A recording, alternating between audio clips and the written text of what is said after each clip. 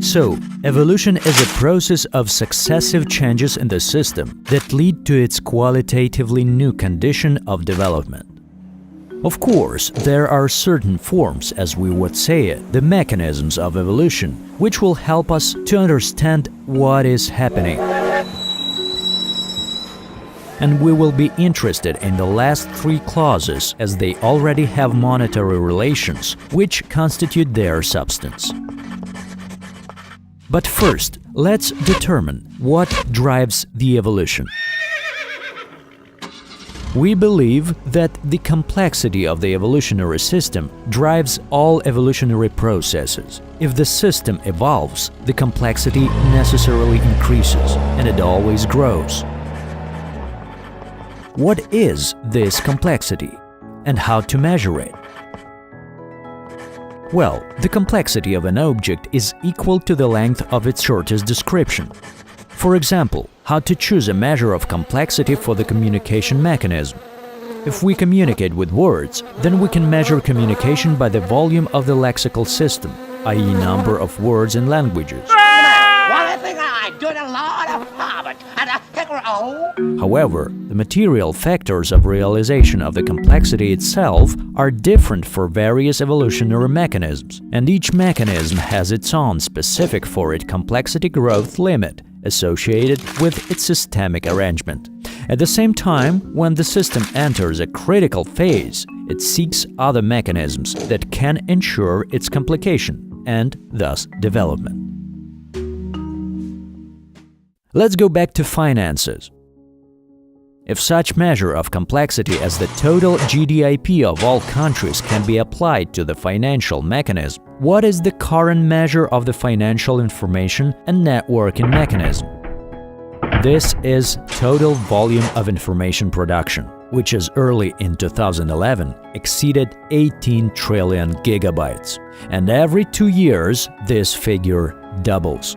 The system becomes hyper-complex and unmanageable, although it all comes down to only one parameter, the volume of dollars emission.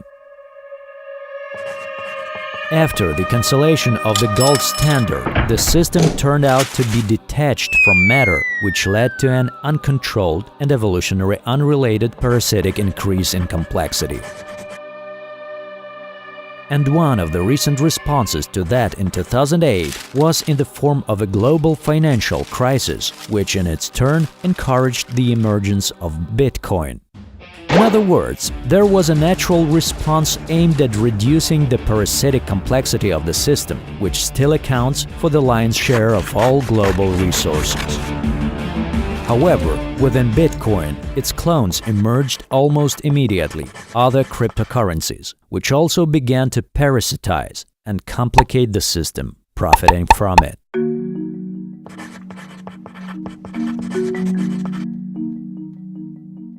So, what is a cryptocurrency? To put it simply, it's a complexity trading. So the first way out of this situation is a controlled chaos, that is the introduction into the system of conflict situations, such as in the Middle East, the Balkans, Georgia, Ukraine. At the same time, there is a high probability of a global world catastrophe, and it has already happened, and it hasn't really helped.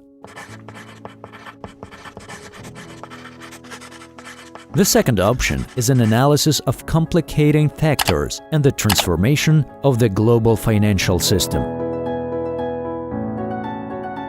Maybe it will be some analog of the gold standard, or maybe cryptocurrencies can replace it, for example Bitcoin.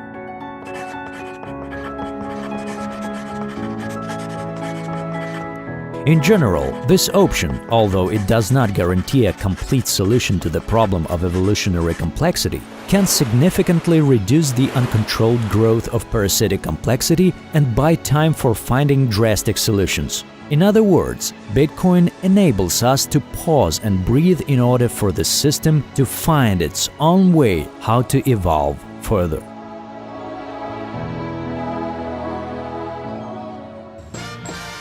For example, for a radically new possibility, quantum information.